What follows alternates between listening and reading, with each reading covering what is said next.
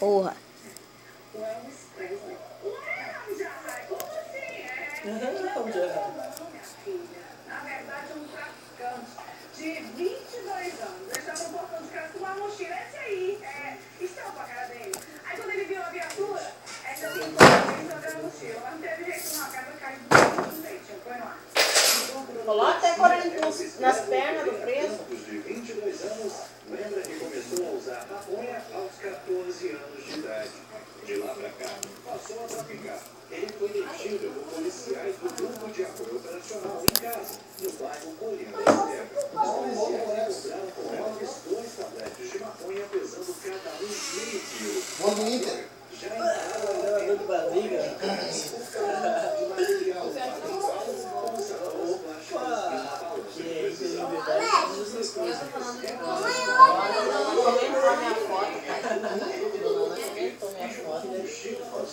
O quintal do vizinho, policiais foram atrás e conseguiram deter o suspeito. Encontraram o mochila dentro dela, estava toda a e também o material para limpá-lo e preparo de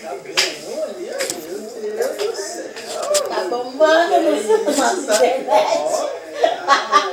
Meu Deus do céu, você já se...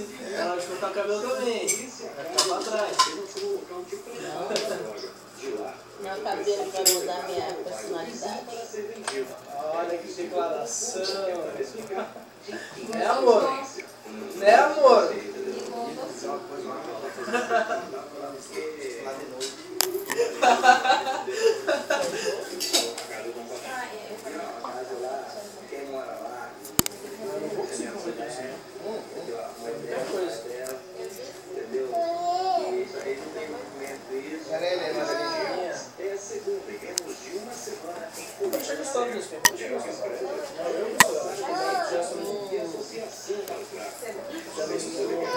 Ai, Murilo, eu tô cansada, eu não quero Não judia dele. Eu tenho que agora começa a chorar. Vem cá com o vovô, vem. Como é que não vai ficar no colo da pessoa que nós estamos gritando com ele? Quer pedacinho de boa?